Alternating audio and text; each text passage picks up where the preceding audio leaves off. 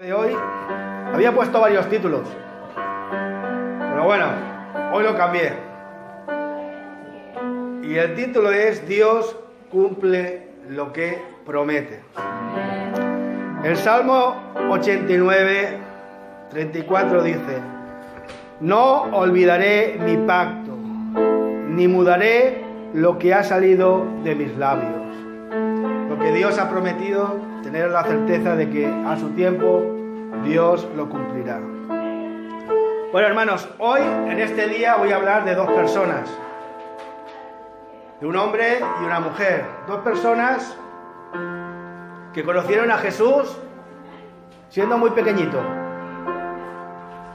en un día muy especial, cuando el Espíritu Santo los iluminó. ¿Para qué? Para que acudieran a un determinado lugar y en un momento y a una hora determinada. En ese día, el Espíritu Santo les reveló quién era Jesús, su naturaleza divina y para qué había venido al mundo. Ese día tan especial fue el día de la presentación de Jesús en el templo. Y es que este rito de la presentación de los niños se llevaba a cabo por las familias, los matrimonios, cuando tenían un niño, principalmente el primogénito, tenían la obligación por la ley de llevar al niño, al Señor, al templo. La madre, cuando tenía el niño y habían pasado 40 días de su nacimiento, y después de haber circuncidado al niño, tenía la obligación de ofrendar ofrendas en el templo. Por eso, vamos ahora a la palabra en el Evangelio de Lucas, en el capítulo 2, para ver de estas dos personas y cómo conocieron a Jesús. Lucas, capítulo 2, versículo del 22 al 38.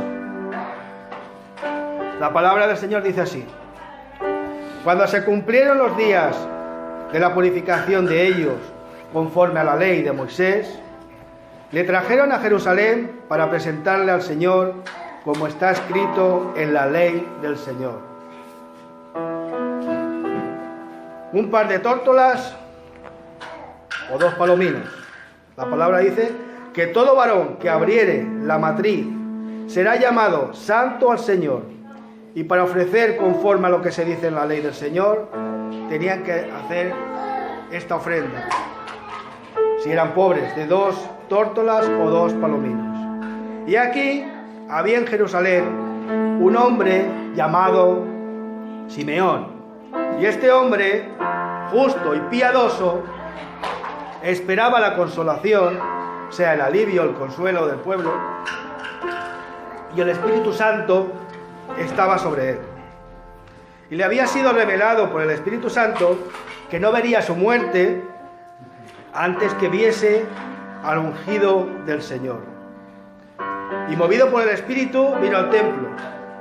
Y cuando los padres del niño Jesús, lo trajeron al templo para hacer con él conforme al rito de la ley, él, este Simeón, lo tomó en sus brazos y bendijo a Dios diciendo: ahora, Señor, despides a tu siervo en paz, conforme a tu palabra, porque han visto en mis ojos tu salvación, la cual has preparado en presencia de todos los pueblos, luz para revelación a los gentiles y gloria de tu pueblo Israel.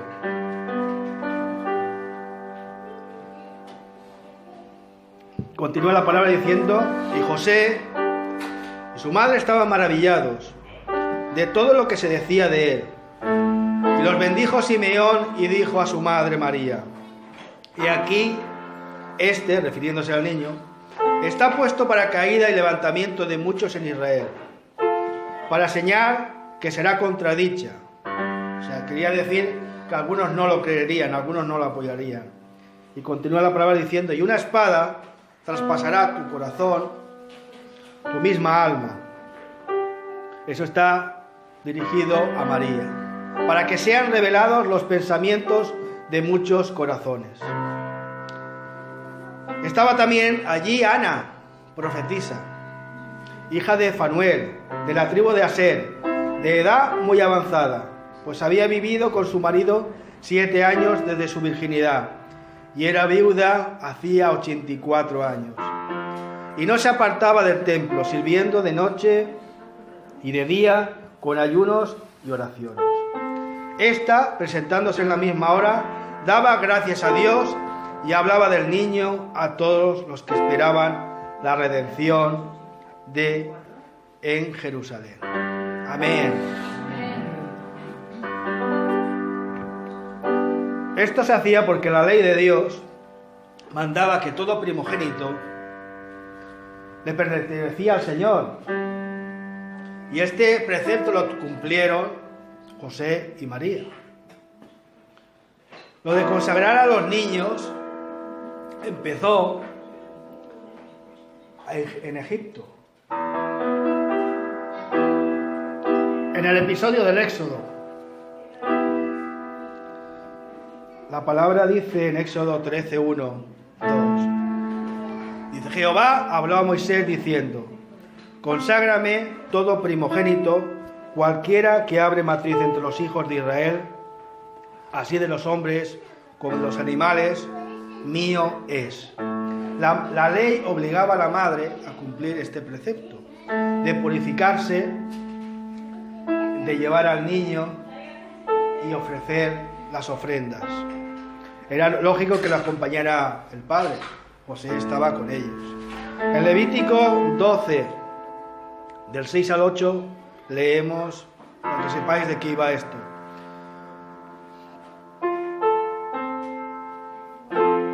Cuando los días de su purificación fueren cumplidos, por hijo o por hija, traerá un cordero de 1 año para holocausto y un palomino o una tórtola para expiación, a la puerta del tabernáculo de reunión, al sacerdote, y él los ofrecerá delante de Jehová para expiación por ella, y será limpia del flujo de sangre.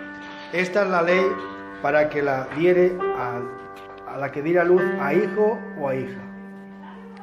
Y ahora dice: y si no tuviera suficiente para un cordero, o sea, si fueran pobres, tomará entonces 2 tórtolas o 2 palominos, uno para holocausto. ¿Qué era el holocausto? Era una ofrenda que se hacía, que el animal era completamente quemado, era, diríamos, directamente la ofrenda para Dios. Esto se hacía para lavar los pecados. Y además, otra tórtola que se hacía para expiación, que era como una ofrenda que se hacía para cubrir los pecados. Y el sacerdote hará expiación por ella y será limpia. Después del nacimiento, imaginaros, después del nacimiento de un niño, la madre judía tenía que permanecer 7 días en casa, diríamos apartada, si había nacido un niño. Y si había nacido una niña, tenía que permanecer 14 días. Y después, aún de estos periodos, 33 días tenía que estar recluida en su casa por un niño y 66 por una niña. Después de esto, sí que tenía la obligación de llevar el niño o la niña al templo y ofrecer las ofrendas a Dios. La presentación de niños sigue haciéndose en las iglesias evangélicas. No es una obligación. No es un mandato. Pero la gente, las personas lo hacen por agradecimiento al Señor. Ofrecen al Señor y dan gracias porque Él es el creador del mundo, es el creador de las cosas, el creador de la vida, y se merece pues toda nuestra gloria, todas nuestras ofrendas. Ahora ya no se hacen sacrificios, simplemente se hace el acto de presentación. Yo animo a los padres y madres, si hay algún niño que no está presentado, pues que lo traigan cualquier día y lo presentaremos, porque eso al Señor le agrada. En el templo de Jerusalén, en este día, vemos la presencia de 5 personas. Está José, está María, está el niño Jesús, Simeón y Ana. Simeón y Ana son 2 personajes que se presume que eran ancianos, por lo menos Ana, porque de Simeón no se dice que fuera anciano, pero con el contexto, si lo leemos, parece como que le quedaba poco de vida. Y él estaba pidiéndole al Señor de no morir hasta que no viera al ungido, al Salvador. Y el Señor, por el Espíritu Santo, le había prometido esa promesa. Y él acudía al templo cuando había una presentación de un niño, porque todas las madres en aquella época, hasta ahora, incluso los judíos, siguen esperando al Mesías. Nosotros ya sabemos que el Mesías ya vino, pero los judíos aún siguen esperando. Y cuando nace un niño, todos esperan que sea el Mesías. En aquella época era lo mismo.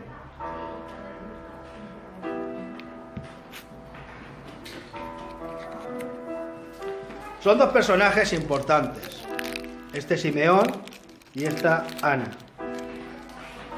Me tenéis que perdonar porque he pasado esta semana con una bronquitis impresionante.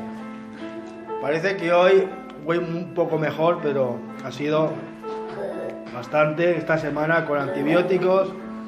Bueno, casi no podía ni hablar. En esta historia, Ana, que es la profetisa, pues es la representación del mundo de Israel, de los profetas. Y el anciano, Simeón, representa la ley. ¿Por qué la ley? Porque él era muy cumplidor de la ley. Hay muchos puntos de coincidencia entre uno y otro, y los convierten en modelos para los cristianos. Ana es una de las testigos de la presentación. Era una mujer que había perdido a su esposo hacía 84 años, era una viuda. Había pasado con el esposo 7 años y desde entonces había sido viuda. No sabíamos si tenía hijos o no, pero en aquella época las viudas eran, diríamos, casi lo más apartado. Vivían de la misericordia de las personas y habían leyes que hacían que se pudiera casar con un primo, un hermano del marido, pero en este caso la palabra no nos dice nada. Pensamos que no había podido casarse y ella tenía el don de profecía.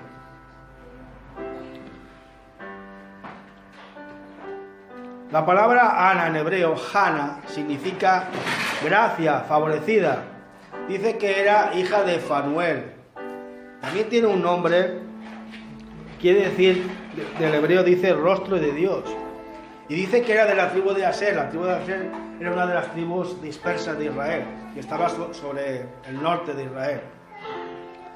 Y el nombre de Aser dice que es la tribu de la felicidad. Parece que hay muchas veces que a una persona le ponen el nombre y hace referencia a ese nombre, pero parece que esta persona no había sido muy feliz. ¿Por qué? Porque vamos, se le había muerto el marido a los 7 años. En otras versiones dice que a los 7 días. Pero bueno, nos vamos a quedar con los 7 años, que bastante tenía la mujer. Además tenía, como hemos dicho, el don de profecía. Y ella pues profetizaba.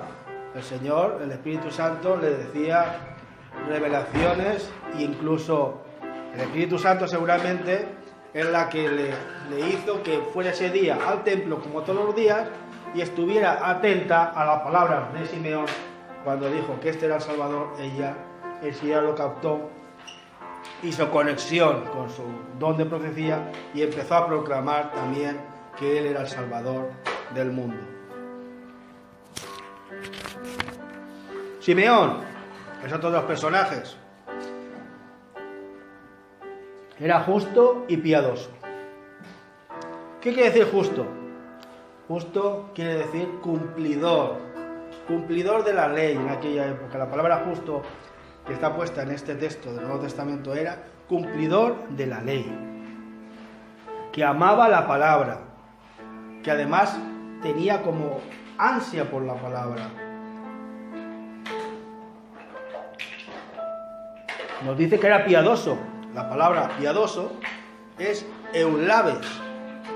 Eulabes quiere decir que era cuidadoso con las cosas del Señor. Además de amar la palabra, además de ser un cumplidor, guardaba los ritos de la fe de Israel. Y le bendecía a las personas. Era una persona diríamos, buena. Piadoso, nosotros tenemos la idea de que es una persona que ayuda a las personas, pero en este caso piadoso era que era cuidadoso con las cosas del Señor. Era una persona que se movía en el Espíritu. ¿Qué quiere decir que se movía con el Espíritu? Que el Espíritu Santo estaba sobre él y actuaba y le incidía. ¿Para qué? Para que hiciera las cosas de Dios. Y él era receptivo, creía y se dirigía porque era dirigido por el Espíritu Santo. En otras versiones, en vez de decir movido, dice impelido. Impelido, ¿qué quiere decir? Impelido quiere decir hacer fuerza sobre una cosa, empujarlo para que se mueva. O sea, el Espíritu Santo le decía, tienes que ir a predicarle a esta persona, y él obedecía y iba, porque el Espíritu Santo lo dirigía. ¿Cuántas veces yo mismo me encantaría que el Espíritu Santo me dirigiera? Nosotros ahora tenemos el Espíritu Santo dentro, pero a veces dices, ¿qué hago? ¿Qué hago? Y es conveniente escuchar la voz del Espíritu Santo para que nos dirija, porque muchas veces pues, la sociedad nos hace que vayamos y nos despistemos, nos confundamos. Después de esto, después de Jesús, muchos de los cristianos fueron dirigidos por el Espíritu Santo. Actuaba también sobre ellos. Me estoy refiriendo a Pablo, a Silas, a Felipe y a muchos discípulos que el Espíritu Santo actuaba sobre ellos y los dirigía. Incluso les decía, no, aquí no, tienes que ir al otro lado. Y ellos obedecían. Simeón y Ana, si os dais cuenta, son después de los pastores y los magos, los primeros que reciben el Evangelio, o sea, las buenas noticias de salvación. Porque Simeón dice, este es el Salvador del mundo, este es el Mesías, este es el ungido.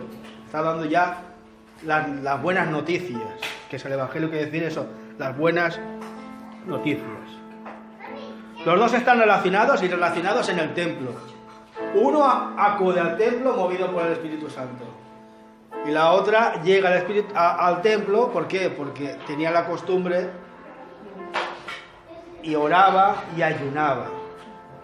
O sea, nos está diciendo cosas muy importantes. Ayuno y oración.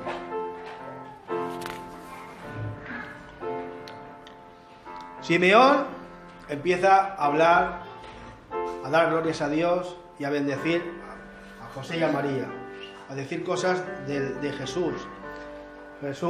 José y María se quedan atónitos, escuchando lo que les está diciendo, admirados. Y él da gracias a Dios por haber podido realizar su promesa. La promesa que le había dado en algún día el Espíritu Santo. La palabra no nos dice cómo fue, pero sí sabemos que él la creyó, se la puso en su corazón. Y cuando se cumplió, dio gracias a Dios porque se había cumplido. Conclusión. El relato de Lucas nos dice muchas cosas de la vida cristiana. A diferencia de ellos que estaban en el antiguo pacto, ellos estaban viviendo en la ley, eran cumplidores de la ley. La palabra en este momento nos está diciendo de que eran, diríamos, verdaderos israelitas, porque eran judíos que cumplían los preceptos. Pero nosotros no estamos bajo la ley, nosotros estamos ya sobre el pacto pero de la gracia. Por eso nosotros tenemos ahora una relación y podemos tener una relación efectiva con el Señor, con Dios. Ya no tenemos que esperar que el Espíritu Santo venga sobre nosotros, porque lo tenemos en nuestro corazón. ¿Qué podemos aprender de estos dos personajes? Pues de Ana podemos aprender que la oración es un diálogo continuo. Hay mucha gente que ora simplemente un ratito por la noche, un ratito por la mañana. Pero hay personas que están orando todo el día. que salen a la calle y están orando, que están pensando, oran en voz baja, en voz alta, viven en la oración, tienen una relación con el Señor continuamente. Y lo bonito de la oración, además de pedir y de interceder, es tener momentos de silencio, momentos de oír, momentos de leer la palabra, porque el Señor nos puede hablar de muy diferentes formas, nos puede hablar en sueños, nos puede hablar por un hermano, nos puede hablar por una película que veamos. Entonces tenemos que estar atentos por esas preguntas que le hacemos al Señor, porque Él muchas veces nos contesta. ¿Y qué es lo que pasa? Que no nos damos cuenta. Incluso por la palabra profética de un hermano nos puede decir: yo he recibido de esto del Señor. Tenemos siempre que contrastarlo. Tenemos que pedir a lo mejor una segunda, como dice, una confirmación, una reconfirmación que decía. Pero si es de Dios, lo vas a notar, porque Dios no te va a hacer que incumplas la palabra. Tiene que estar todo confrontado con la palabra. Ana hizo efectiva la relación de orar sin cesar. Y a pesar de las penalidades que pasó en su vida, ella siempre estuvo dispuesta a orar y ayunar. Supongo que ayunaría por ella, por los demás, por los conocidos, por las personas. Día a día buscaba del Señor. Y así es lo que tenemos que hacer, día a día buscar de Él. Cuando conoció al Señor, cuando conoció a Jesús, un bebito así de pequeño, que si bien decía: este es el Salvador del mundo, este es el Mesías, un niñito así que hacía...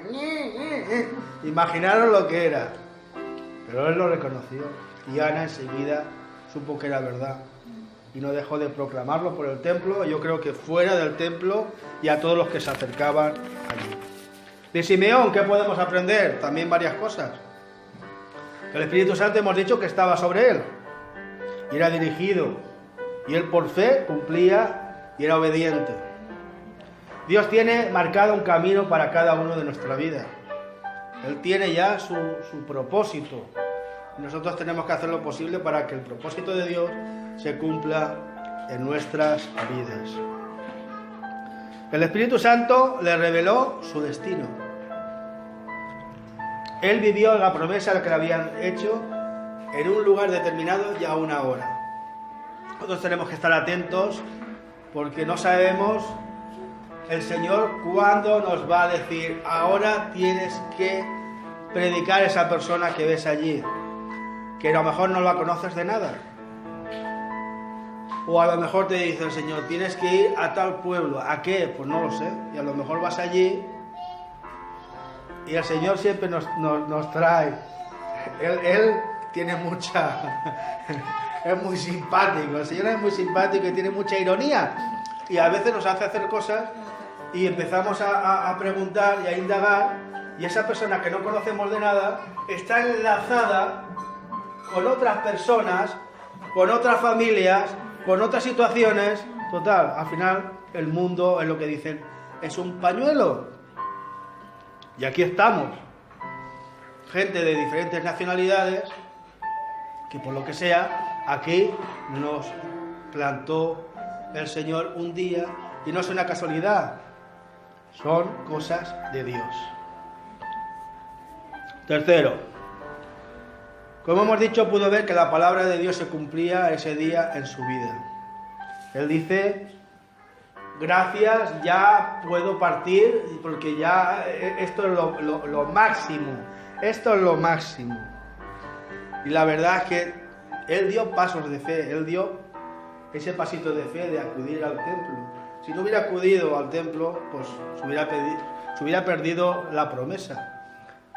A lo mejor le hubieran dicho: pues Ana ha profetizado esto y un niño ha venido y dice que se ha salvado. Y él, bueno, se hubiera quedado. Yo creo que lo hubiera buscado. O sea que, pero bueno.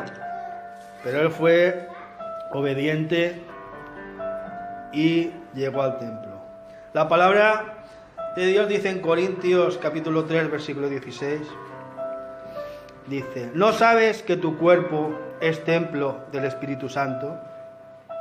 Nosotros como cristianos, como personas salvas, que hemos conocido al Señor, tenemos el Espíritu Santo en nuestro corazón, en nuestro interior. Tenemos que comenzar a andar en el Espíritu. Andar en el Espíritu supone que el creyente ha roto con todo lo anterior, con la vida anterior. Andar en el Espíritu quiere decir que ha dejado su vieja naturaleza y que ha cambiado completamente su conducta, o está en vías de hacerlo por amor al Señor. Al andar en el Espíritu comienza a aparecer en nosotros lo que la Biblia dice, los frutos del Espíritu Santo. Cuando seguimos lo que nos indica el Espíritu Santo, empieza a aparecer en nosotros el amor, el gozo, la paz, la benignidad, la bondad, la fe. Todo eso está en Gálatas, en el capítulo 5, versículo 22. El Espíritu Santo siempre va a estar fiel, diciéndonos cuando no estamos haciendo lo que el Señor no quiere que hagamos. Porque no nos engañemos, cuando hacemos alguna cosa y metemos la pata, sabemos perfectamente que estamos metiendo la pata. Lo que pasa es que confiamos en que Dios nos lo va a perdonar por nuestra naturaleza. Pero el Espíritu Santo te dice, no. Y tú, bueno, pero si hago así un poquito, no. Bueno, pero no pasa nada, no pasa nada. Pero no debemos de hacerlo porque tenemos que confiar en Él, que nos va a dirigir a donde tenemos que ir. Yo pido al Espíritu Santo por una iglesia llena del Espíritu Santo. Yo pido a Dios para que se aviven los dones de los miembros de esta iglesia. Y ahora me gustaría, hermanos, que nos pusiéramos de pie porque vamos a orar. Y es que el Señor nos llama en esta mañana a rodearnos, a enriquecernos de su presencia. El Señor nos llama a una relación efectiva con Él.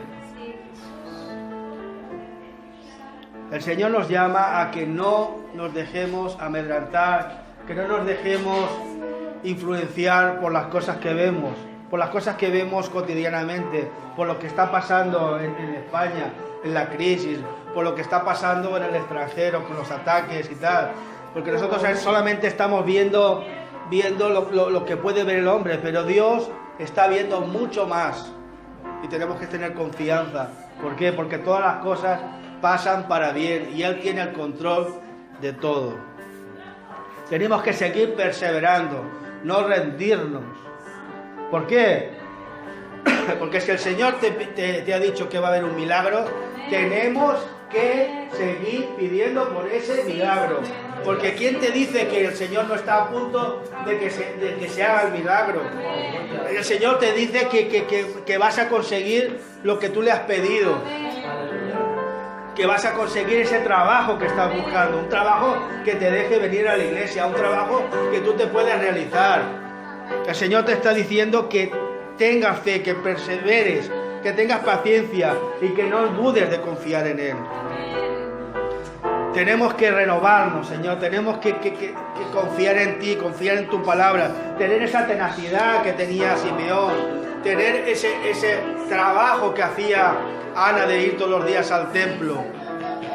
Tenemos, Señor, que ser capaces de renovar nuestra confianza, de tener esa confianza como hijos que somos tuyos, porque tú eres nuestro Padre y un Padre hace todo lo mejor para los hijos.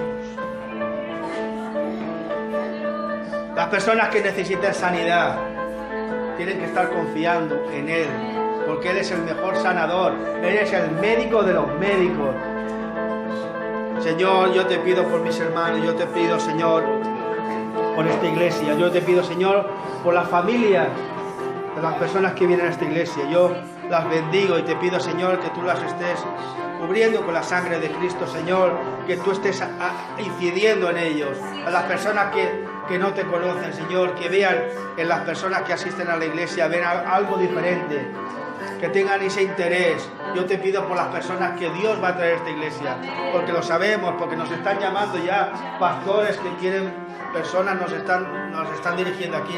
Nosotros las bendecimos ya a esas personas y le decimos, Señor, henos aquí tenemos sitio para esas personas, y cuando vengan tenemos que amarlas como hermanos, tenemos que estar unánimes y mostrarles que somos una familia. Señor, henos a nosotros.